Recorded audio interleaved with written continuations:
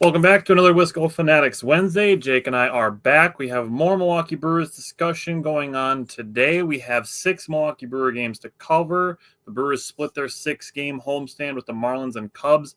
And then we are going to give our last-minute trade targets, with tomorrow being the trade deadline. So we have 5 each last-minute trade targets and 6 Brewer games to discuss. So let's get into it. Welcome to another episode of the Wisco Fanatics Show, where we cover the Packers, Bucks, Brewers, and Badgers basketball and football teams from an optimistic and realistic perspective. Wisco Fanatics is brought to you by Cardboard Legacy, Wisconsin's most complete sports card shop. Buy, sell, grade, and consign all at their location in Oshkosh. Before we get started, just another real quick shout out to Cardboard Legacy. We appreciate their sponsorship, but they just hit 3 years at their shop, which is super cool. So shout out to them. Also, they are having an event that we will be at in about 3 weeks on August 17th. That is a Sunday, and we will be there, and you can come and see us there in Oshkosh and see the Cardboard Legacy guys. So come and see us in a couple of weeks. With that said, we have 6 Brewer games, like I mentioned, to discuss with the Milwaukee Brewers, starting with Milwaukee Brewers and Marlins Game 1. So, Jake, what did you take away from Brewers-Marlins Game 1? Yeah, so, we're coming off a really, really good game that we obviously watched live. We can't really show the game because of licensing rights, but, it was a fun episode last week, Wednesday. And then, we're going into this game, coming back home. We got Peralta on the mound. And he gives you 5 innings like he always does, right? 5 hits, the 1 earned run, and 9 Ks. So he gave you everything that he needed to do. But he had a couple walks. The Brewers' offense wasn't particularly in a good spot. I just want to give a shout-out to Christian Yelich, who did get a walk in the 9th inning to extend his on-base streak to 30 games, which ties a career high. So very happy for him. He's having a tremendous year. Jackson Chourio got the Brewers on the board, their only run of the game. His home run, number 17, RBI number 66, that extended his hitting streak to 18 at that point. During that 18-game hitting streak, he was 26 for 71, had 4 homers and 16 RBIs, so it's a pretty good 18-game stretch. I just love that he got that home run, because what he should have, in his first at-bat, should have had a walk. Ball 4 was called a strike, and then after that, he had what looked to be a check swing, hit him on the hand, and ended up getting called a swing for a strikeout. So he been walked, should have been on first base for a hit by pitch, and ended up getting rung up on strikes. Like, sure, Brewers are made of luck, but that's the shit that happens. Is Chourio should have been on first base twice, but gets called out. Yeah, we're not even going to bring up the obstruction calls that they've gone against Brewers. Dude, but don't even get me started on that. That's a whole different conversation. Good to see Jackson Chourio get his revenge with the solo homer. Yeah, so touching base on that, you like what I did there? You like that? Touching base on that. Murphy was really quick to go out there and kind of calm his young superstar down. Like, hey, let's take a chill pill real quick. Calm down, get him back in the dugout. And it's good to see Chourio show a little bit of emotion every once in a while. He's, for a kid who's so young, I think that's what makes it, now I'm kind of thinking out loud, that's what makes it more impressive about how young he is, because you kind of forget because of the way that he carries himself, right? Yeah. Usually young kids are, and he's energetic. I'm not saying that, but usually they're, happy-go-lucky kind of. And I mean, we can talk about a way another certain young center fielder in the NL Central carries himself and how it makes him appear much different. Yeah, that's very fair. But, in terms of just this game, which happened on Friday night, this game was really decided in the 7th inning. Ashby allowed an infield single, then was charged with an error on a pickoff attempt. He did get Sanchez to ground out. Murphy brings in his high leverage guy, a.k.a. Nick Mears, and Mears unfortunately allowed back-to-back walks, then a bases clearing double on a 3-1 count, and got a sac fly and a ground out to get out of the inning. But the 7th inning is really what kind of determined this game, with the Brewers offense not really getting anything going. And unfortunately, Ashby and Mears had a tough 7th inning, and that's just honestly, the Brewers were still 1 hit away after that point, but just weren't able to get anything going. And that's baseball, man. Yeah, and the only other thing that I would add on Mears is that we found out after the game that he tweaked his back a little bit on the last warm-up pitch that he threw in the bullpen before coming into the game, and he was kind of hoping it would just kind of iron itself out. and that ended up not being the case. Yep. And then Nick Mears gave up a handful of runs, and that's, it's kind of a tough situation of it is what it is. I mean, other than that, I didn't really have a whole lot to take away. I mean, you pretty much covered everything, and I jumped in a couple of the spot. But same with Freddie Peralta, like he usually does. Gives up solo home run, limits traffic, gets a bunch of strikeouts. I mean, that's pretty much what Freddie Peralta does. Yeah. So going to Brewers and Marlins game 2, William Contreras caught a runner to end the first inning. A great throw and a great tag by Bryce Terang. We got to see Sal Frelick back. He hit a chopper single in his first at-bat. In the bottom of the second, top of the second, Brewers had first and third after an Andrew Vaughn double and Isaac Collins single. Then Bryce Terang struck out. Isaac Collins got caught, and facing the risk of no runs, Caleb Durbin delivered a single to get the Brewers on the board, and then he got caught stealing. Top of the third, the Marlins tied it on a misplay by Isaac Collins. Wouldn't call it an error. I think it was Bill Schroeder who was like calling it an error several times, and it's like it's not so much an error as it is just a misplay by taking a bad angle. Like he went too directly at it, should have angled back a little bit more. That's the way I saw it. But the Jackson Churio to Joey Ortiz to Caleb Durbin got the relay, got the runner out at third. So good job by the outfield there. Top of the fourth, a leadoff solo home run, and then 3 guys got on, but nobody else reached with 2 outs. So good job limiting the damage there. Top of the fourth, Jackson Churio had a leadoff double that extended his hitting streak to 19. Isaac Collins got the beneficiary of a misplay. His slide attempt, the slide attempt by the outfielder, the ball went just off the edge of the left fielder's glove. And that one, in my opinion, also was more of a hit than a misplay. I use the word misplay, but I still think that's more of a hit because he did take a pretty good route. Got off the tip of his glove. Bryce Terang doubled the right center, give the Brewers a 3-2 lead, and then Caleb Durbin just missed hitting a home run. Top of the fifth, we got a very rare but not entirely uncommon, at least for this week, Bryce Terang error, and then a single, 2 on with no out. Joey Ortiz, Jose Quintana got a pop-up, and then on a 3-1 flyout and a 3-1 with 2 outs, gave up a home run. Jake talked about it last week that we may take for granted how good the defense is, and then mistakes are made, they hurt. Yeah. So that's one of those things where the Brewers did the opposite to the Cubs yesterday, and Brewers Marlins game 2, the Brewers had those errors come back to hurt them. Top of the sixth, Grant Anderson had 2 batters, allowed 2 extra base hits. Marlins had a 7-3 lead. Bottom of the ninth, Andrew Vaughn hit a leadoff solo homer to make it 7-4.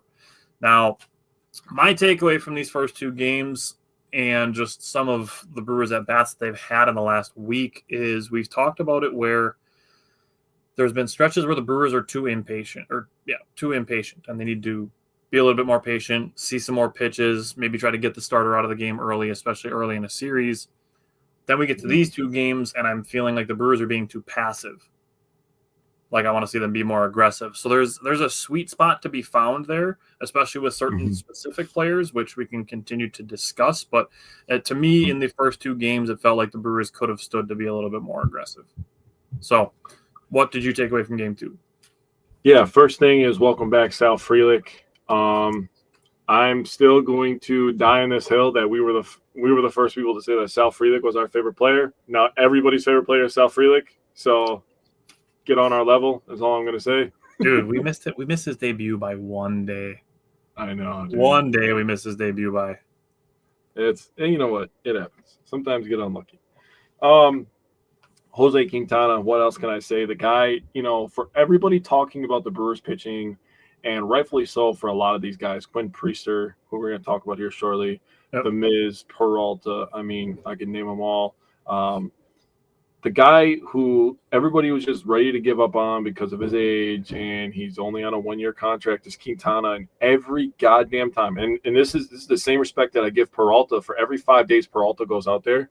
Every time that Quintana is out there, and he's been pretty reliable this year, in my opinion, he goes out there and he gives you 5 innings, dude.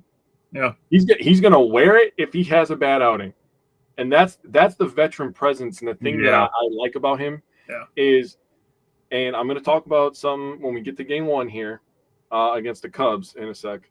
But he has the mental toughness. And that's the thing that is kind of rubbing off on the younger guys, I think, like a Quinn Priester and a Mizorowski. That's the thing that I'm really taking away from this year while I'm watching. So I really appreciate Quintana. He's going to give up hits because he doesn't have high velocity. So he did give up 2 hits, only 2 earned runs. He did have the 2 walks. And now Grant Anderson. So Grant Anderson is kind of – he worked himself, from a low leverage guy into a few high leverage situations. And now he's kind of working backwards. He's kind of working himself out of some high leverage situations to put himself in some low leverage to get his confidence back, right? And, that's something that may be concerning, which is why I do think that the Brewers are going to go get some relief pitching. Not just because of Grant Anderson or because of Koenig, but also because of the usage rate that we do use our bullpen. We use our bullpen a ton. It's one of the most used bullpens in the league. It's been that way for a long time around here. As long as we've been winning, we've been using our bullpen, and it's been a strength for us. So it's not a bad thing to bolster up something that's a strength for you. I know a lot of people aren't going to understand that, but we don't want their arms to fall off, and we want our strength to remain our strength. So there's just something to be said about that. D.L. Hall had a really, really nice outing, 2 innings, clean.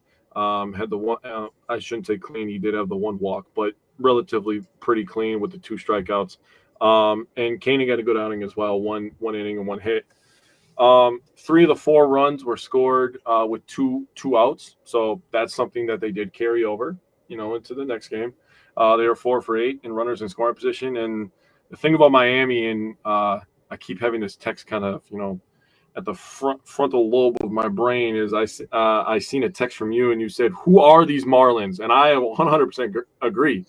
Between the 3rd and the 6th inning, they had 11 hits and scored 6 runs. Oh, no, I lied. They scored 7 runs. Damn. Yeah, they scored. They did. I'm double checking myself. Yeah, I wrote down on my phone and my notebook. I'm trying something new this week. Trying to write a little bit of notes over here, a little bit of notes over here, because I can't bring my notebook to work and I want to get more notes. I can have the phone on me. But they did all their damage between the 3rd and 6th inning. And every time it seemed like the Brewers were going to make some headway because the Brewers scored 2 in the bottom of the 4th. Then they ended up scoring 1 in the bottom of the 9th, 1 in the bottom of the 2nd. But, the Marlins tied the game at the top of the 3rd. And then, they took the lead in the top of the 4th. The Brewers took the lead back. And then the 5th and 6th inning, they put up some bigger numbers of 3-run inning and a 2-run inning. And it was kind of like, it's just the game right there, really. The Marlins were just getting on base, stacking traffic. They brewered the Brewers, honestly, between the 3rd and 6th. 1 home run. And that's how I felt about it. So you dust yourself off, you lose the series at home, and then you move on to Sunday, man. Yeah. What did you take away from Game 3 on Sunday? Yeah, so I was really excited going into this game. I was like, all right. So we may have lost a few in a row. That's fine. You're not going to win 162 in a row, and that's something that we are very loud about, and we should be. But having Woodruff on the mound, I was like, all right, this is one of those guys where you look at your starting pitching, your rotation, and you think, okay, this guy's a stopper, a streak stopper, right? Yeah. And he goes out there, he gives you 6 innings. He had a fight the first couple innings. And he was scratching and clawing. Again, another guy who's good to be around those young guys to show the mental toughness of a baseball game, the stuff that you got to fight through. Because his control wasn't as good as it was, the first 5 outings that he was back. He did have the 3 walks, but he did a really nice job limiting traffic, getting outs when he needed to, getting ground balls when he needed to. And, Ashby comes in for him in the 7th inning, and he pitches an absolute perfect inning. I mean, obviously the 2 walks again, but they didn't hurt him. The thing about Ashby, his stuff moves so much, bro. Yeah. It is honestly mesmerizing watching him throw a pitch fucking 99 and it's fucking snaking. You're like, that is bullshit. Then he throws a curveball that goes like this. Dude. I think that some batters don't swing on Ashby's shit because they can't fucking see it, dude. Yeah. I'm watching on the screen. I'm like, yeah, dude, that's bullshit, dude. No way. Yep. Like 98, 97. You're like, what the fuck is it? Now it's moving? It's already fast. But, I feel like that's why he gives up some walks, because he literally, stuff just moves so much. And I know that's something that you brought up in the past with Ashby as well. So, yeah. It's his insane. Curveball is a stupid amount of movement because he throws it in the 70s, so it has like 50 inches of break. Yeah, it's filthy. Uribe, very good outing for him, and Trevor McGill, locked it down. But I talked about the two out hitting. Vaughn and Churio both got the first 2 runs for the Brewers were with 2 outs. First it was Vaughn, then it was Churio later in the game. I love the toughness of this team, man. That's the thing that really is making me believe. Is we talked all year about everything, the totality of everything. Winning in different ways. This guy contributes. Bottom of the lineup is winning the game today. The stars are pulling their weight today. The pitching, the defense, everything. And they talk about the power of friendship, and I thought that was hilarious. I was laughing so hard when I heard that, because there was probably a tone that he said it, right? But really the toughness of this team. These guys don't. They literally. I really think that they believe that they can come back in any game. I really personally believe they think that. Now, obviously, there was a game that just ended right before our show. They didn't come back and win that game, but that doesn't mean that they didn't believe it. Because believing it, if you get it up here, people underestimate how strong your willpower is, how strong your brain really is. And, getting yourself in that mindset that you're going to come back and win, you're going to scratch and claw. I mean, I think Durbin said it a few weeks ago. I'm going to paraphrase here. He talked about if you're not ready to scrap for 9 innings with us, and you're gonna end up losing the game at the end of the game. And it's like, yeah, bro, sign me up for that fucking shit, dude. I love that, dude. I was so ready. Now, I'm not trying to fast forward the season, but I feel like this team's going to be really fun in the playoffs. The playoffs are already intense, but coming away from this game to have a walk-off from Perkins, obviously we know that's what happened. Couldn't happen to a better guy. Perkins is such a nice dude, man. I just feel like he's just a really nice guy. He's like, yeah, that guy's nice. But I love the toughness of this team. I love that Trevor McGill was able to lock things down on top of the 9th to get the win, and the Brewers ended up paying him back in the walk-off. It was a good Sunday because of how this game ended. Yeah, you mentioned Brandon Woodruff kind of going through it a little bit in some of the early innings. At the top of the first, he had a leadoff double that came around to score. At the top of the 4th, there was a solo home run. Right after the Brewers had tied the game in the bottom of the 3rd, and they took the lead right back. But Brandon Woodruff threw a season high in pitches with 85, still threw 6 innings, had 6 strikeouts. You mentioned the 3 walks, gave up 4 hits and the 2 earned runs. There's being a lot made of the Brewers limiting Brandon Woodruff and Jacob Mizorowski's innings.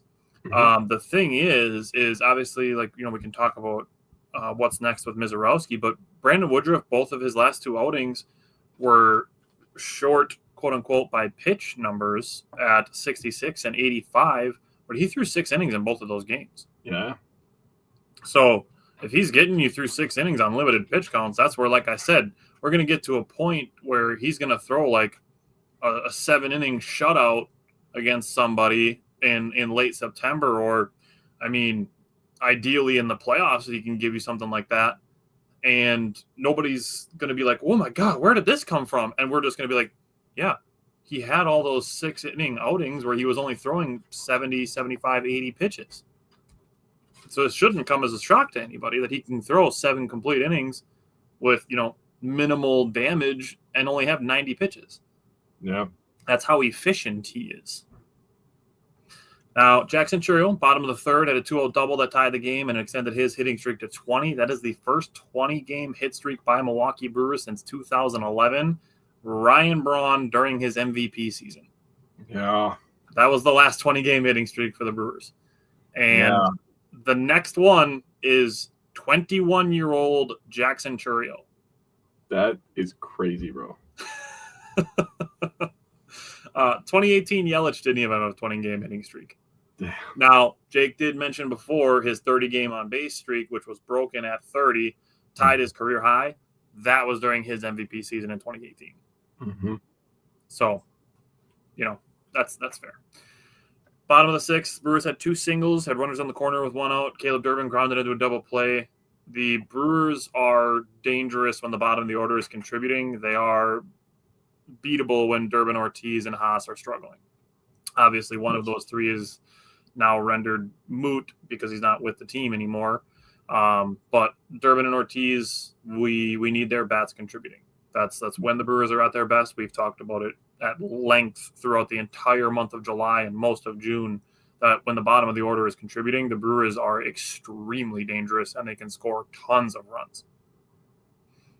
Top of the seventh, you brought up Ashby. I thought he was getting squeezed a little bit. But he had the 2 walks. He combined with Bryce Durang to pick off a runner at second base, and then another pickoff that had to be challenged, which is annoying, but good for Ashby to get the 2 pickoffs in that inning in the 7th. Justin, welcome back. It is a good day to be a Brewer, and I'm glad we got you on the train. You started it with us as a Packers fan, and now you're a Brewers fan, so welcome. Oh, yeah, dude. It's fun. It's fun being a Brewers fan, especially lately. Yeah. Bottom of the 8th, Jackson Chourio had his second double. Leadoff in the leadoff double off the second pitcher, ran into an out. It's one of those things where Jackson Chourio's got to pay attention to where the ball's going. You can't run on a ground ball to the shortstop. That's gonna get you in trouble, and I'm willing to bet that Pat Murphy gave him an earful for it. Yeah. I'm sure Jackson Chourio understands English, even though he doesn't really speak it. Pat Murphy's probably in his ear yelling at him in English and giving him an earful, and Pat Murphy probably did not give a shit if he understood half the words because it's all about how you say it. I'll tell you what, I don't speak Chinese, but if a Chinese guy comes up to me and he looks angry, I'm going to probably assume that he's pretty angry at me. So, yeah, it's a base running mistake. They happen. Nobody would need to tell Jackson Chourio it was a mistake. He would know as soon as he got tagged out at third base that he made a mistake. Yeah, he probably knew in the moment. Yeah. Then Blake Perkins ended up running for William Contreras. He stole second, and that proved to be very important because next followed a ground rule double by Andrew Vaughn to tie the game. Justin said he's completely bought in, and Wes said the next step is tailgating. I'm sure Justin can tailgate. And then Caleb Durbin gets a super wide strike zone, had 2 balls called strikes, and the Brewers weren't able to tack on any more runs.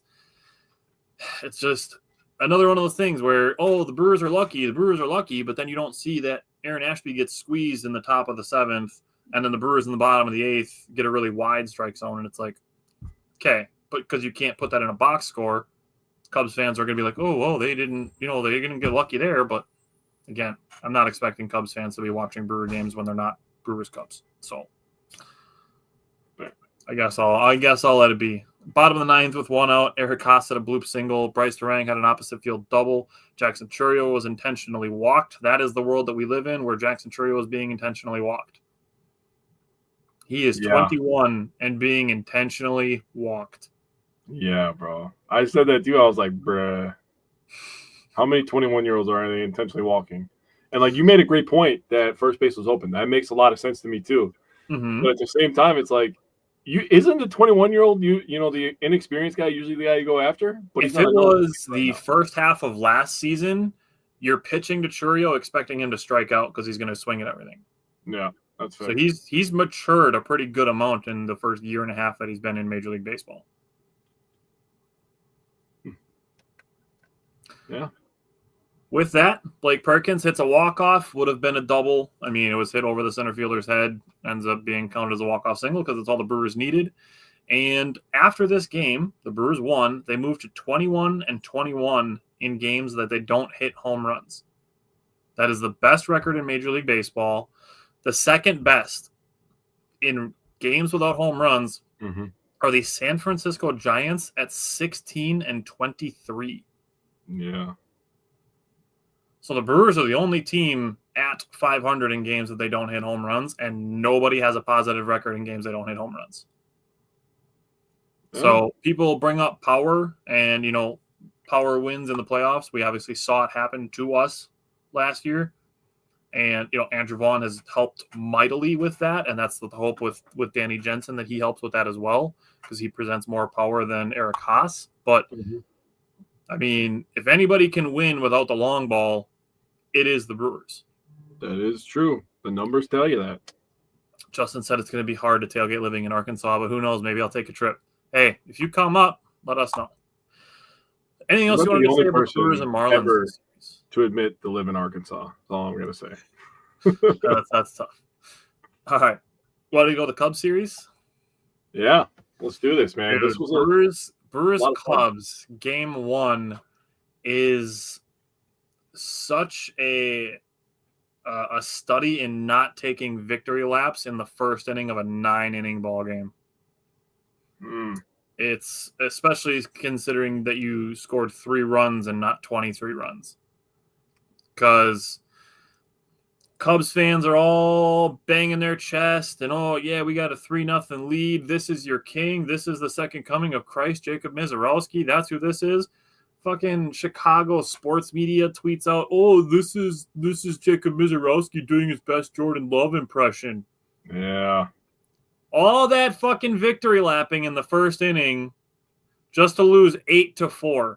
You got up 3-0 on a head start on an error and Mizorowski fighting his command a little bit, which I think kind of pair. Just Mizorowski not throwing good balls at the beginning of this game. You got a 3-run head start before the Brewers even batted, and then you got outscored 8-1 after that. Yep. So with that, 3 runs to score, bloop single, a walk, should have been a strikeout, turns into a ball hit off of Mizorowski's shin. Thankfully, he's good. A wild pitch on a strikeout, that equals a run, and then the overthrow on the tapper equals 2 more runs. You're welcome for 3 runs. The Brewers literally handed you a 3-run head start. Jacob Mizorowski threw 40 pitches in the first inning, including 13 foul balls, and a 10-pitch at-bat that ended in a strikeout of Nico Horner. Pat Murphy did say that would have been his last batter if he got on base. But Mizorowski got him to strike out. Then it only took him 40 pitches to go through the next 3 innings, 9 up, 9 down, including a challenge that shouldn't have had to been challenged, but, the Brewers are just lucky, so I guess what it is what it is. So essentially 4.5 pitches per at-bat, and he finished with 7 strikeouts total. The first 5 outs of the game were strikeouts. He had 2 at-bats versus Pete Crow Armstrong. Both of those were ending in strikeouts with some really ugly swings mixed in. So if we're looking at Jacob Mizorowski and Pete Crow Armstrong being, kind of one of the pitcher-hitter matchups to watch in the NL Central in the coming years, Mizorowski's off to a good start. And Justin said I cringed when he got hit. He's tough and he's big. So yeah. Christian Yelich said after the game that this was his favorite Mizorowski start. He said he'll learn from it more than the ones that he cruises and just racks up a bunch of punchies, was the word that Yelich used. Racked up a bunch of strikeouts. He said it was a bigger deal because he settled down and recovered well. Essentially that he got those 3 runs, essentially none of them really feeling earned, and settled down, retired 10 batters in a row, finished the 4 innings. I mean, did it fairly efficiently. The fact that he threw a 40-pitch first inning and then 40 pitches to go through the next 3 innings.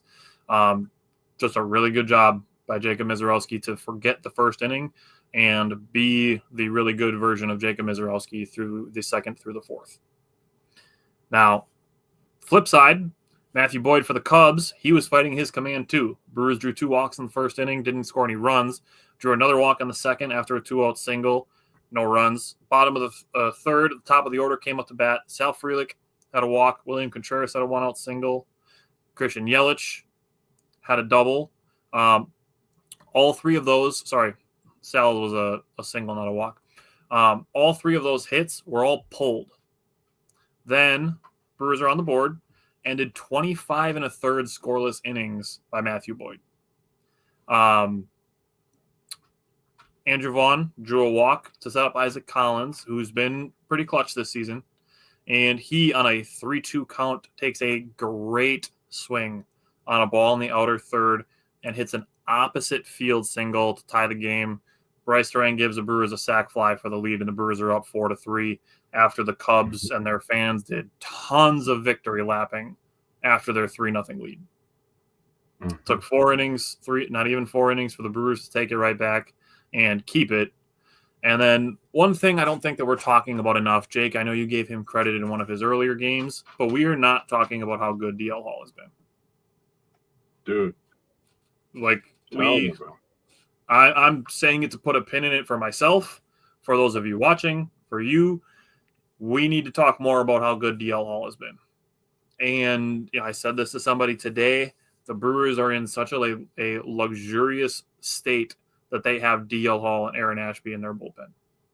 We're going to talk about Ashby in a second when we get to game 2. Bottom of the 5th, Andrew Vaughn hit a solo shot, made it 5-3. The highest number of earned runs that Boyd has given up all season, the most since May 23rd when he gave up 4 to the Reds. Nick Mears got a 1-2-3-6. That was good to see him pitch well after tweaking his back during the Marlins series. The bottom of the 6th, Sal Frelick with 2 outs. He gets a first pitch, low inside corner, the perfect place for a lefty to try to pull a ball, and he yanks a home run.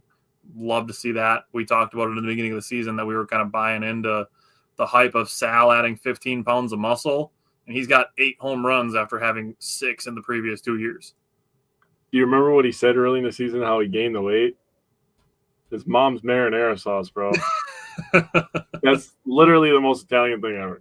Top of the 7th, Grant Anderson allowed a couple base runners, did get 1 out. Jared Koenig came in for Kyle Tucker. He hit an RBI single. And then Jackson Chourio with an absolute hose throw over to third base to get the runner at third for the 2nd out. And Jared Koenig struck out Suzuki for the 3rd out. That's good stuff right there. That mama's the Mia for sure, especially with Jackson Chourio playing center field, which has been a new position for him this year. Mm-hmm. Bottom of the 7th, maybe just don't hang breaking balls to Christian Yelich or continue to do so. I mean, it's fun for us as Brewers fans. But if you are opposing Christian Yelich, I probably wouldn't hang a breaking ball to him. Christian Yelich meets very few breaking balls that he doesn't want to swing at, even if they're out of the zone. But if you hang a breaking ball in the zone, it's going over the fence. Even the double doink version. Yeah, that's where I was going. You got the double doink. People were putting the radio broadcast of that on Twitter. I tweeted it and I reposted it. I'm like, this is elite broadcasting. You get the double doink home run versus a Chicago team. That's excellent work. That's salt in the wound, bro. That was his 20th home run. That's the first time he's had 20 home runs since 2019. So great stuff from Christian Yelich. Jackson Chourio didn't have any hits, but he did have 2 walks, so we can switch his hitting streak to an on-base streak, like we were with Christian Yelich. And then the last thing, Craig Yoho got 2 really quick outs and then gave up 2 walks. Pat Murphy visibly wicked pissed coming out of the dugout. Didn't want to have to use Trevor McGill for the 2nd day in a row. But Trevor McGill is just like, yo, I got this. Gets a 3-pitch strikeout of Suzuki, and it's just like, all right, yep, let's go home. Yeah. So I'll try to do my best to add on here. You covered a lot. That was very nicely done. So I was trying to set myself up to talk about Miz because, I was bouncing off of Yelly's comments, which Tyler read. Miz showed a lot of toughness, man. And that's something that you can be an elite prospect, an elite athlete. But if you don't have the mental toughness to get through tough times, you're not going to be a Hall of Fame, all-pro type player. So for Ms. Zarowski to do that, as my daughter is visibly upset upstairs at my son, Ms. Zarowski just looked fantastic after the first inning. And I was going to bring up the Jordan Love thing. I wasn't sure if you were going to, but I was like, the Chicago fans are literally the definition of insanity, bro. Yeah. And if you look up the definition of insanity on Google right now, it'll tell you extreme foolishness or irrationality. You tell me another goddamn fan base that is extreme foolness every offseason in the NFL or celebrates victories too early. Did we not just see this? What year was that? Was that 21 or 22? When we came back from like 8-0 or whatever against the Cubs, and that's basically what ended their year, right before the trade deadline. Was that 21? I think so, because that was Aaron Ashby's debut. Oh, okay. But you remember that game? We hung like 10 or 12 we were down on 7-0. We ended up winning 15-7. Yeah. Do you think they would learn at a certain point to stop picking on their older brother? And older doesn't mean in terms of they've been around longer. Older means that we dominate you in literally every sport. We dominate Illinois and Northwestern if you combined all of Wisconsin versus Illinois and Northwestern. If you want to talk basketball, literally I've been saying this for a long time. Outside of the Jordan era, the Bulls are fucking trash. They are a poverty franchise outside of the Jordan era. You can go look it up yourself. I've done it myself. Outside the Jordan era, Bulls, trash. If they weren't in Chicago, they would be the fucking Utah Jazz. Tell me I'm wrong. They would be the Utah Jazz, bro. Without Jordan, they're the Utah Jazz. They suck. Nobody would think about them. They had like 2012 when they were good, and that was about it. That's pretty much it. And they weren't obviously beating Miami or Indiana in those years. The Cubs get one World Series in 108 years, and their fans are still talking about it. Well, good job. Your great-grandchildren are going to be talking about it too. The Bears. The Bears Super Bowl is older than my oldest sibling. I'm 33 years old in a month. Dude, older than me. Their Super Bowl's older than that. We are in 2025. Now is the 40th anniversary of their Super Bowl. They have won Super Bowl in 40 years. And every offseason, they're the champions of everything. Dude, that is the definition of insanity. The thing of it is if you are Chicago, why the hell are you trying to make fun of quarterback play? How many 4,000-yard passers have you had in your franchise's history? Mind you, one of the oldest franchises in NFL history. How many passers have you had throw 4,000 yards? Really easy answer. You could count it if you didn't have hands. That was a good one. That was good. That was good. I like that. The answer is 0. It's real easy. And you guys are talking shit about quarterbacks? That's what I'm saying, dude. Dude. Yeah. Fucking take a dose of reality. Yeah. Well, we're going to have a lot of conversations about the Bears in the next upcoming weeks here as we ramp up our Packer content here. But back to this Brewer game. I had to get that out. I was like, dude, they literally just never learn. Wes was on board with it. I love it, Wes. So you pretty much covered the bullpen. I wanted to talk about Yoho, and I just wanted to talk about Yoho to talk about Miz, really. When you talk about Miz and people talk about the prospect that he was, and he's lived up to it, it makes you feel good. Like, yeah, dude, we've been talking about this guy for a couple of years. Now, people have been talking about Yoho. He looks like an actual rookie, what an actual rookie looks like. Like, you should fucking struggle going up to the next level. And you see the flashes too. Yeah, you get both. You see why he is a highly touted prospect. I mean, you could look up his stuff on Baseball Savant. You could look up his ERAs and all that stuff, and all his spin rates and all the cool stuff that they do at baseball now. Yep. But he literally looks like how a rookie should look. So I want people to just kind of tone back the hate speech a little bit towards Craig Yoho. Give him a chance. The Brewers are still going to season him up, and he's still going to end up being a weapon for us going into next year and beyond. After what the Brewers have done, and again, we've talked about this with the pitching lab over and over and over again, they deserve more than the benefit of the doubt. The pitching lab deserves blind trust at this point. I 100% agree with that. I mean, 2019, Corbin Burns was real bad. Yeah. 2021, he won the Cy Young. Blind trust. I'm dead ass. Blind trust. Quinn Priester. Blind trust in the pitching lab. Yeah. Pretty good example. So, anything else you want to say on game one, or do you want to start talking about last night? Nah, let's go to last night. Okay. Kick it off. Well, if I had to present the question to you and ask you what your favorite trade the Brewers made this year was, who would you say? Oh, this year?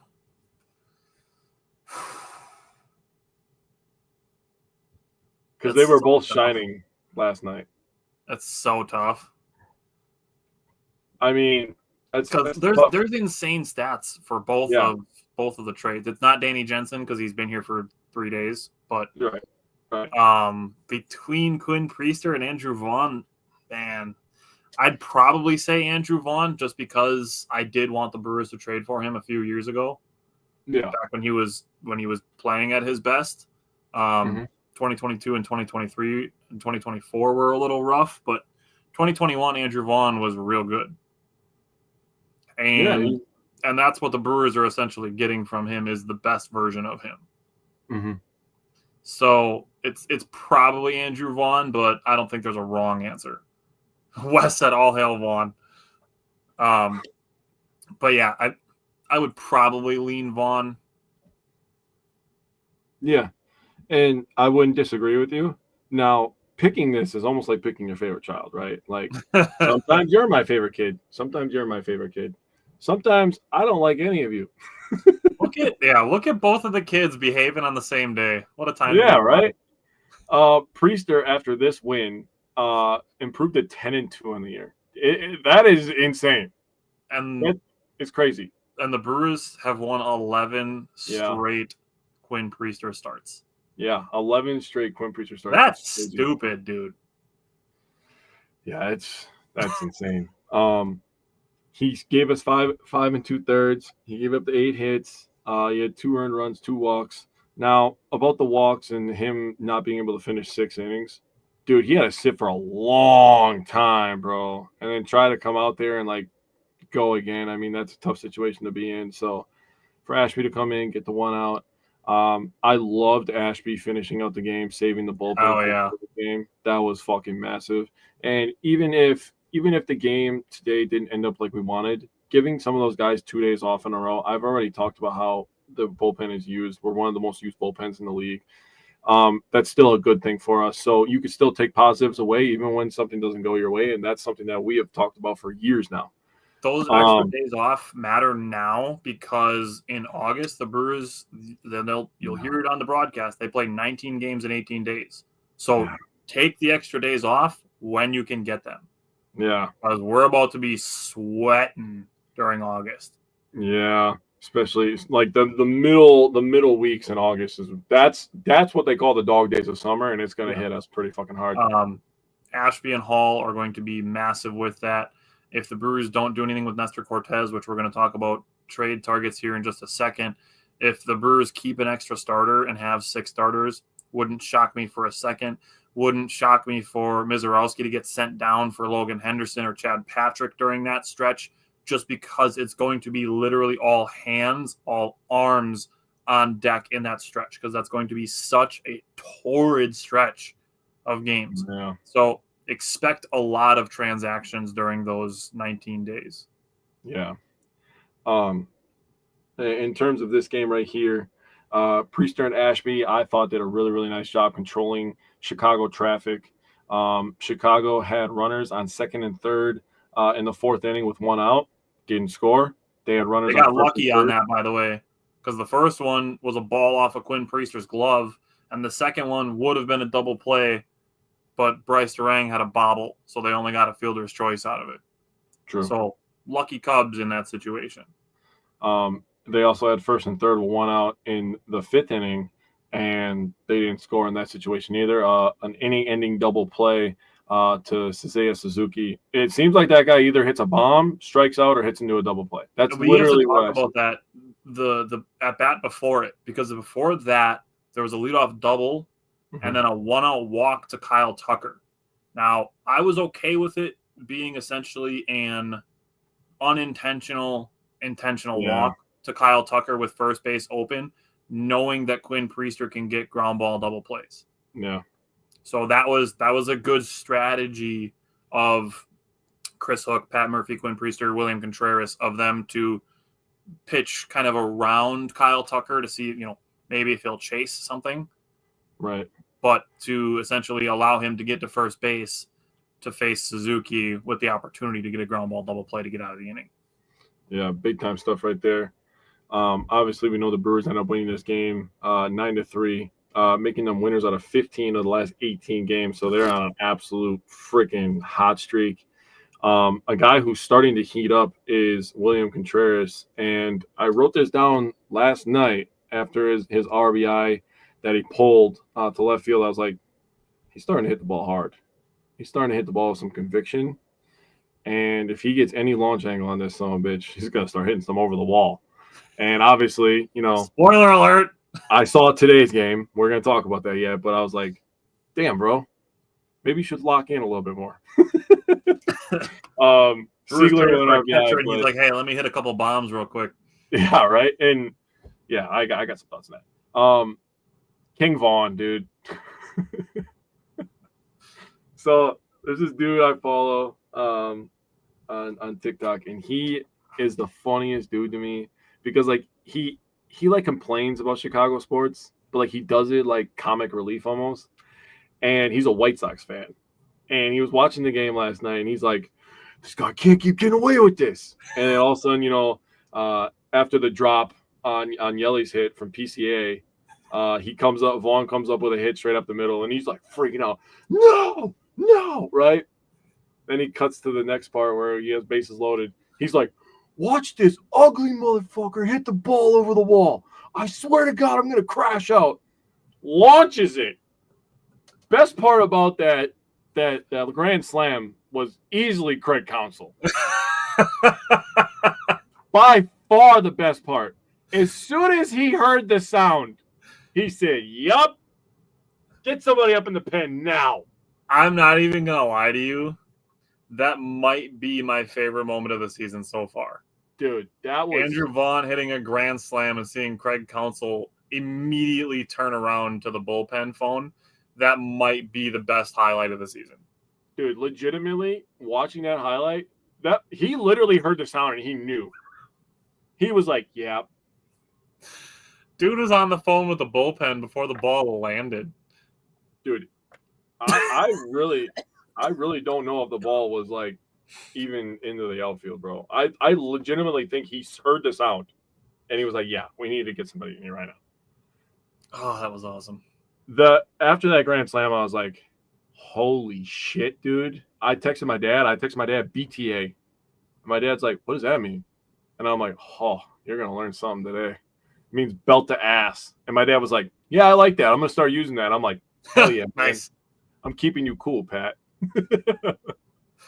But yeah, it was a good night last night watching the Brewers smack the Cubs around. Yeah. Both teams stacked enough traffic in the second inning to score a run with an out.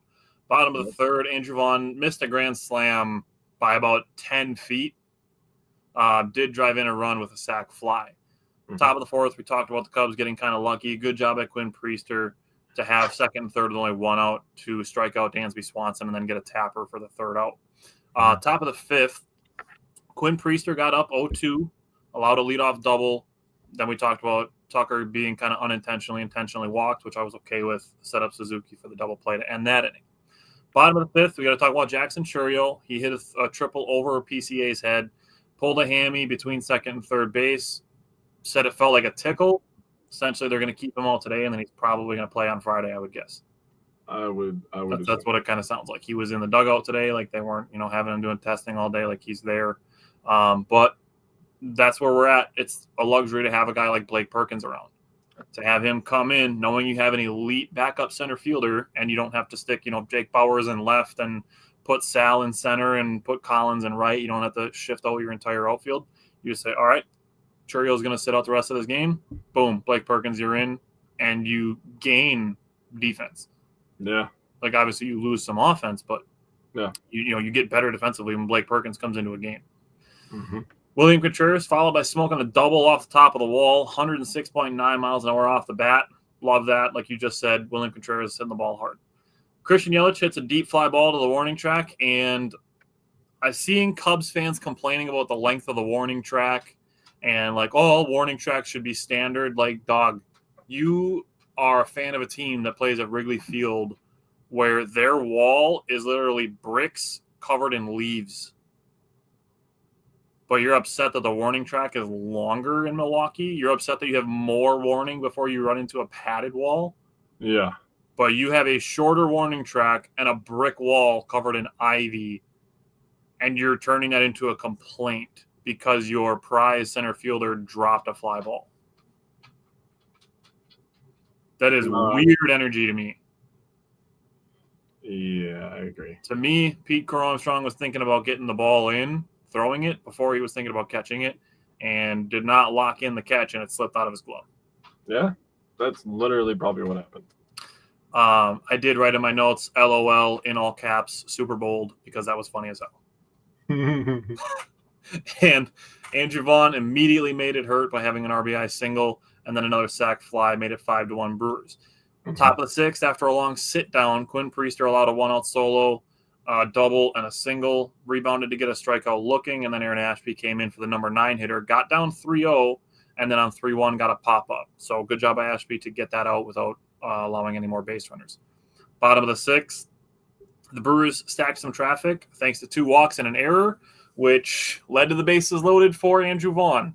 And I wrote LOL in my notes again, and then I wrote grand slam in all caps and in bold because, I mean, there aren't enough like crazy good things you can say about Andrew Vaughn, but for him to have a 10-game stretch with his new team, to be in a conversation where his stats over 10 games are him and Barry Bonds, and that's it, is crazy work. Yeah. Like, I was hoping to get 2021 Andrew Vaughn, who could hit 20 homers in a season, and he's got 4 in like 10 games. Yeah, keep that up. Yeah, like we got another 45 games. So if he hits another 16 home runs this season, bro. Holy crap. Unfair. And the White Sox got Aaron Zavalli. Yeah, what did we trade for Aaron Zavalli? I forgot. I don't remember. I'll double check. Was it Drew Rasmussen and JP Fireeisen? It wasn't a lot. I know that. So, top of the 7th, the Cubs did get a run on a sac fly. Sal Frelick had some good range in the gap to make it a catch and not a double that would have ended up allowing maybe another run to score. But this was the second day in a row that the Cubs fans got an early head start on the drive home. Second day in a row, the Cubs fans were filing out in the 7th, 8th, and 9th inning. Yeah. With this game, Andrew Vaughn became the first Brewer since Manny Pena in 2021 to have 6 RBI versus the Cubs, and just a super fun first and second game of this Cubs series. And you get to today, and it's like, all right, you want to sweep. You don't expect to sweep teams. I mean, we preach it here often to win 2 out of 3. Take 2 out of 3 of every series. If you win 2 out of 3 of every single series throughout the entire season, you win 104 games. So take 2 out of 3. That's what the Brewers did. They did it in a divisional series. Top of the first, Freddie Peralta gave up the solo that he occasionally allows, and William Contreras tied it in the bottom of the first with his first home run since June 14th. The top of the third, it did seem like the Cubs were sitting on Freddie Peralta throwing the changeup, which is something between last year and this year that he's thrown a large number of. It led to 2 walks and then a big 2-out hit that the Cubs just hadn't been able to get in the first 2 games of the series, and they were able to put up a 4-run inning. Bottom of the 4th, William Contreras hit his second home run of the day. Bottom of the 5th, Blake Perkins had a double. Joey Ortiz had a single, and then Sal Frelick had a sac fly to make it 5-3. The Brewers weren't letting the Cubs have it easy, but in the top of the 6th, the Cubs broke it open, and that's pretty much where this game ended, with the Cubs having a 10-3 win. But taking 2 out of 3 from the Cubs is extremely important, and after Jake gives his thoughts on today, I want to give one more stat before we move on. Yeah, so just to recap, the Brewers traded Gregory Berrios, who is the Brewers' number 21 prospect of their top 30, for Aaron Zavalli, and that turned into Andrew Vaughn. Fireeisen and Rasmussen must have been for Willie Adames. Yeah. Gregory Berrios, and he's still in the minor leagues, and from what I'm looking at, he has been banged up a lot this year.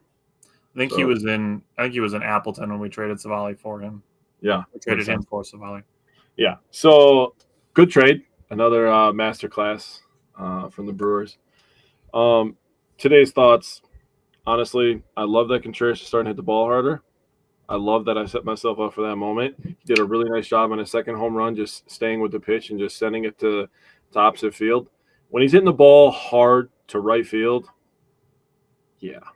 That's what we've been saying the last 2 weeks. Yeah. Then you're pretty fucked, honestly. And if he starts hitting the ball like that, hitting the ball to opposite field, Sal Frelick's going to get on another heater. Christian Yelich is going to get on another heater. Jackson Churrio's currently on a heater. I mean, Andrew Vaughn keeps hitting. Hoskins is going to come back towards the end of the month next month. I mean, this offense still has a lot to give. Now, we're going to talk trade targets here in a little bit, and obviously the long ball, the chicks all love it. There's going to be 2 guys on my list that do hit the long ball, so we're going to get into it. I don't really have much thoughts. You took 2 or 3 from the Cubs. You got the division lead. You have the best record in baseball. You have the second best run differential in baseball. I mean, after last night's game, you got it down to 2. Obviously, today's game, you lose by 7. They put the gap up again. The thing about the Cubs is coming out of the All-Star break, they played at home. Then they played in Chicago versus the White Sox, and then they came to the Brewers. They have not had to travel. Then they go back home after today. Right. So, obviously, we talked about how the Brewers, they have a big stretch in August. But, the Cubs, they're going to have some road games that are going to be tough. I mean, just going into August alone, I mean, they, like you said, they go home to face the Orioles. They have a 6-game home stretch. Then they go to St. Louis. That's not very far. They go to Toronto. They play the Pirates. Then they have the big 5-game series versus us. But then after that, they got to go out to Los Angeles. They have a 9-game road streak to end the month of August after having a 5-game in 4 days series against us. So that series and the end of August is really going to tell a lot about where these 2 teams stand. There's a lot of pushing and shoving to do, but things are going to get interesting, man. Yeah. So William Contreras versus the Cubs this series batted 6 for 12. Obviously, that's 500. Had 2 hits in all 3 games, drove in 3 runs, had the 2 home runs today, had 1 walk and no strikeouts. Looking at what the Brewers have next, they're off tomorrow. Tomorrow is the trade deadline. Then they have 3 games at Washington, and we will have the first 2 games of the Braves series next week. So the Brewers are heading to the East Coast next week. With that said, we do have one more segment today. And like I said, tomorrow's the trade deadline. So Jake and I each have 5 trade targets. And I'll go first because my number 5 guy isn't super spicy. And it's Dylan Lee.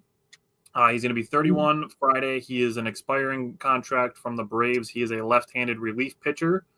He's got 2.70 ERA in 46.2 innings pitched, has 51 strikeouts, only 11 walks. He has allowed 8 home runs, but this will be the first of 2 left-handed relief pitchers that I have on my list. I don't think the Brewers have to give up a ton to get him. He's a little bit older. The Braves just would look for, maybe a double-A type of prospect that we can get this reliever for. I will say the reliever market is heating up a little bit. So that price might go up. But my first target is Dylan Lee, left-handed relief pitcher from the Braves. Yeah. So my first, I feel like only one of my guys is really spicy. But my first guy I have on my list is Anthony Bender, relief pitcher from Miami. He has a 1.83 ERA. He's having a career year, obviously. So the price is going to be a little high for him, but he would be tremendous on our team. He has 18 holds this year. He has been put in some save situations. He's 3 for 6, so not great. But in the Brewers pitching lab, anybody can turn into an all-star.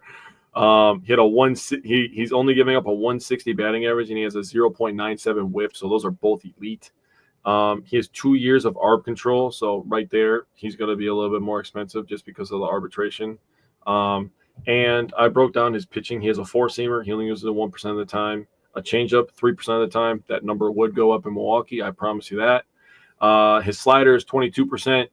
His sinker is 27%, and his sweeper is 45%. So he's a sweeper, sinker, slider guy. And I think he would take down the slider numbers and go up with the changeup numbers, maybe even the fastball a little bit more, because we like to throw fastballs and changeups around here in Milwaukee. And obviously that method has been working for a while.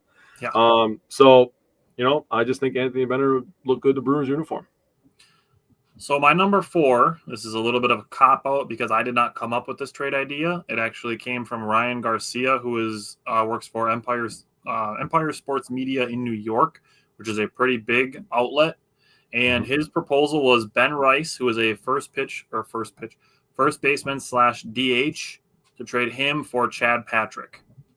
And I understand that Ben Rice is a first baseman, but he's a left-handed hitter. So you can platoon him well with Vaughn being a lefty-righty. I mean, then the other day we had Andrew Monasterio playing first base. I understand that Rhys Hoskins is coming back, but I'll be honest with you, the 2 seasons that we've had Rhys Hoskins, his health hasn't been entirely trustworthy. Yeah. I'm not saying that it's any fault of Rhys Hoskins, but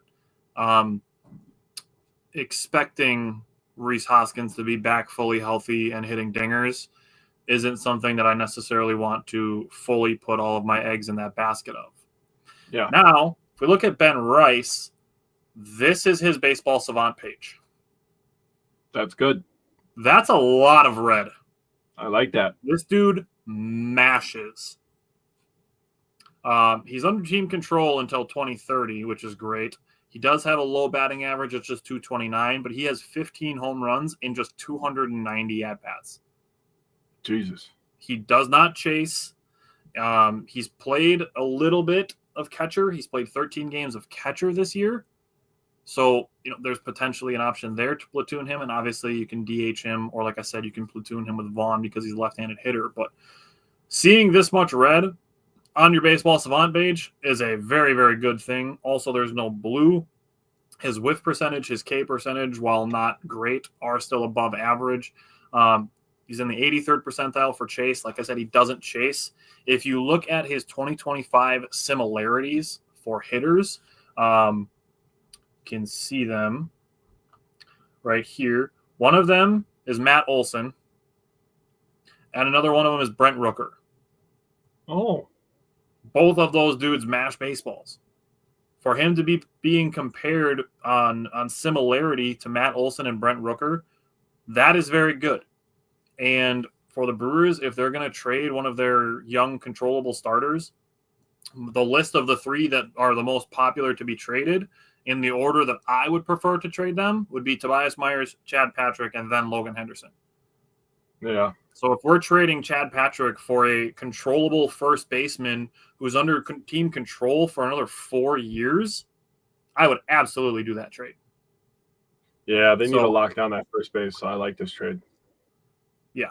So Ben Rice is my number 4. Yeah, that's a good trade. So my number 4 is Griffin Jacks. He's a relief pitcher from Minnesota. He has a 3.91 ERA, 21 holds. He has 86 holds in his career, a 2.39 average, a 1.22 whip. He also has 2 years of arb control. But stuff that I took away that I really like, he's in the 100th percentile in chase percentage. He's a 99th percentile in whiff percentage and K percentage. And he's in the 87th percentile in fastball velocity. So this guy has swing and miss stuff. I just think you get a guy nasty like that who can get swings and misses and strikeouts alongside of a McGill and Uribe towards the end of that bullpen. Now you start setting yourself up for 7, 8, 9, and you're going to extend your starters in the playoffs anyways. So if you can get Freddie Peralta instead of 5 to give you 6, you can get Mizorowski to give you 6, and Brandon Woodruff's going to give you 6 every once in a while. And then you set yourself up, with Jax at the end of that. Now he's going to be a little bit more expensive because he's had some good years. The ERA is a little bit pumped up this year. Minnesota's a really weird team this year. They started out bad, then they went on an insanely hot streak, winning like 13 games in a row, which is still the longest in MLB right now. Brewers are second, I believe, with that 11-game win streak. And then they just played pretty much 500 baseball after that. Win 2 out of 3, lose 2 out of 3. So I think Griffin Jacks is a guy where they can probably get a hitter, get another relief pitcher or a starter, if the Brewers were going to consider that. And this might be a spot. You were talking about Tobias Myers and be the one that you would give up controllable. That might be a good spot to throw Tobias Myers in. He can play there for a few years. They don't really have a lot of good starters over there. So I say go for it. I think Griffin Jacks would be a great pickup for us. Yeah. So my number 3, I'm going to give the full disclosure, 99% probability that he's staying where he is. And he is the only guy that I would consider including Cooper Pratt in a trade for. Ooh. I will be legit honest with you. I would include Logan Henderson and Cooper Pratt in a trade for this player. And it's Michael Garcia from the Kansas City Royals. He's real good. He's going to be real expensive because he's 25 years old and has 4 years of team control. He was an all-star this year. He's batting .301, .357, .476 with an .833 OPS. He's only struck out 56 times in 431 plate appearances. He's got 10 home runs and 28 doubles. He would be an upgrade from Joey Ortiz, extremely from batting, and still a boost, and still a good defender. So essentially, Michael Garcia becomes your shortstop of the future, and you can platoon Joey Ortiz and Caleb Durbin at third base. Yeah, I like that. Okay, so my next guy. Now, when you think about making a trade, you're going to think about, okay, how do we set up the lineup? You want a guy that can play kind of multiple positions. This one is going to be on a lot of Brewers, podcasters, wish lists. It is Ryan O'Hearn from the Baltimore Orioles. Guy can play first base. He can play outfield. He can DH.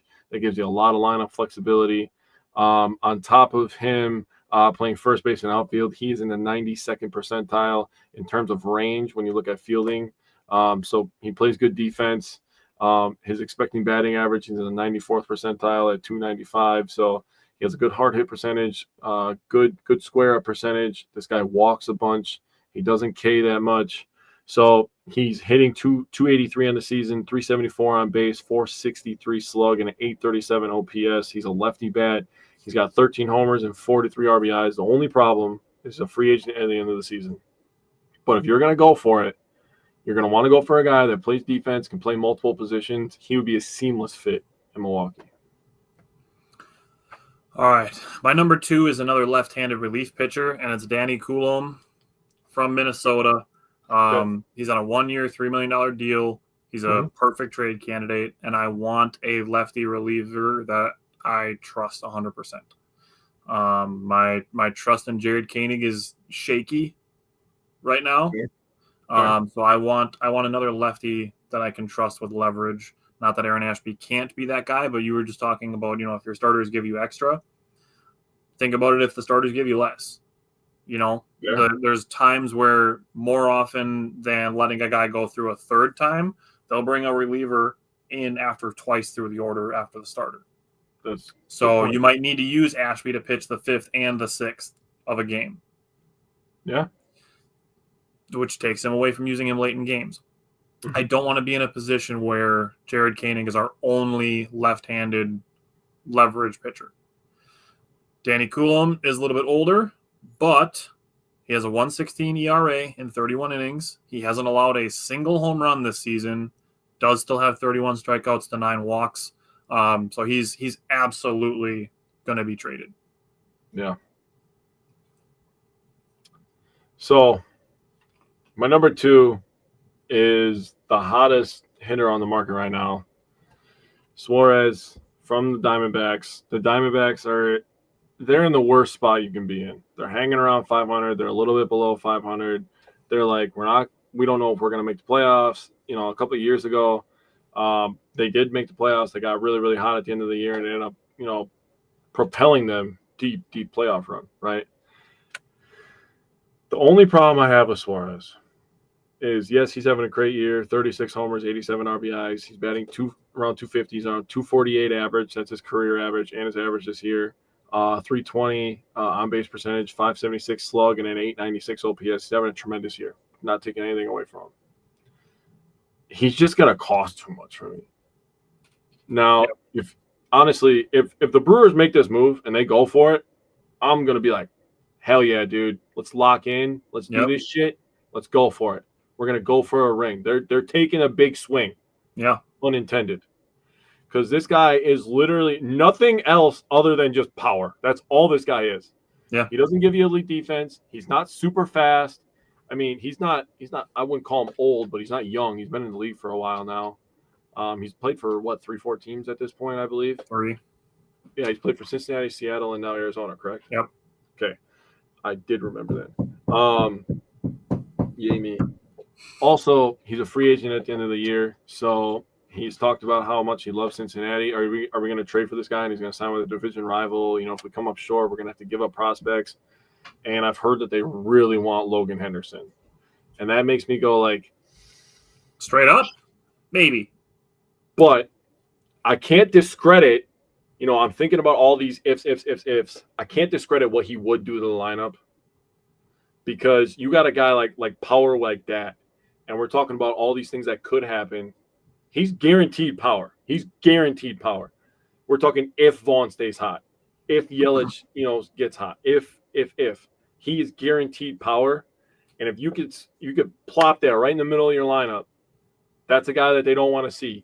And when Yelich is hot, you don't want to see two people in a row. And when Churrio's hot, that's three people in a row. So he's definitely going to balance the lineup and bring an aspect that honest to God, the last guy, and I know that Ryan Braun was great, the last guy that people feared in the Milwaukee Brewers lineup that was just straight up power was Prince Fielder. Like straight up just power, dude. I would say like 2019 Christian Yelich. Okay, that's fair.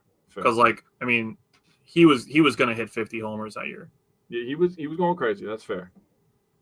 But he could like run and stuff like that. I was like strictly just power. I'm talking like straight up like that Prince Fielder, dude. But Eugenio Suarez has more home runs than any two Brewers put together. Yeah, that's crazy. Not to mention, he would give you the luxury to be able to put William Contreras, say, at the 5 hole. Dude. And you could bat Frelick, Churrio, Yelich, Suarez, and Contreras. Yeah. And then you have all your misfits on the bottom of the order, with Isaac Collins and the Durbins of the world and all that stuff. And if they give you anything on top of what your top 5 are giving you, oh my goodness, dude, you're going to be a great get. If you allow the 8 and 9 hitters to reach before those top 5. Yeah, it'd be insane. All right, my number one guy is a utility man, and it's Willie Castro. He's my number one guy. I think he makes the most sense and would also not be the empty the farm guy. You talk about Eugenio Suarez, and I hope the Cubs do trade for him, and I hope they give up their entire farm system for him. Because the thing with the Cubs is they can hit. Yeah. They can absolutely hit. Their entire outfield rakes. Yeah. And Michael Busch is a solid hitter too. Mm-hmm. They need pitching. So I would love it if they emptied their farm for another bat. Me too. If they would get Mackenzie Gore, that I would not be super excited about. Because that would be a good trade for them. Mm-hmm. But, if you're just going to go grab another bat when you're already good on offense, you're putting all your eggs into the same basket. You face one pitcher who gets hot and you lose a playoff game at home. Sucks to suck. Good thing you traded for a bat and not a pitcher. Yeah, and then he leaves in 3 months. Yeah. And you empty the farm, which hurts your chances of contending in the future. Yep. So I'm hoping the Cubs empty their farm for Eugenio Suarez. I agree. Because even if they do get him, doesn't guarantee you shit. Just like if the Brewers get him, doesn't guarantee the Brewers anything. Except that they're trying to win a World Series. True. So Willie Castro can play second base, third base, left field, right field, and a tiny bit of shortstop, kind of more of an emergency type shortstop. Mm-hmm. He was an all-star at shortstop in 2024, but he's got some pop. He's got 10 home runs. He's a switch hitter, which is nice. That adds to the value. And he crushes fastballs. He has a plus 10 run value versus four-seam fastballs, a plus 5 run value versus cutters. He does chase 3.8% more than the average, but that's not a crazy number. But the hitting from the shortstop position is the biggest opportunity for the Milwaukee Brewers to improve. Mm-hmm. So Willie Castro is my number one. So my last guy, there's absolutely a 0% chance of this happening. 0% chance. But I promise you, when I name this guy, every Brewers fan likes this guy. He's on a team that's underperforming, and he would be a seamless fit on this Brewers team. We've seen it before. Willie Adames would be the perfect trade. I'm so serious, though, dude. I was like, okay, they need power, a good locker room guy. I mean, a guy that they can have control over for a while. Like, those are all things that Brewers like. And I'm like, well, fuck, dude. The Brewers should just trade for Willie Adames, bro. It would just fit so good. You don't have to worry about what to pay him. He's already getting paid. You're gonna take Hoskins' money off the books next year, and then you're just gonna give it to Willie Adames. Everybody's happy at that point, dude. He can go back to 27, and he can just come back to us. I think that would be the perfect fit, bro. I didn't even have to write any stats down because I was like, Willie Adames, bro. Great power, great locker room guy, seamless fit. Didn't even plan this for both of us to have our number one guys be named Willie, but hey, when things work, they work. When they work, bro. All right, so there you have it. Tomorrow is the MLB trade deadline, so we will be paying very close attention to any moves that happen between now and then. Mm-hmm. Other than that, we will be back next week with 5 games, so tune in again next week, and we will see you then. Thanks again for tuning in, and we'll see you next week.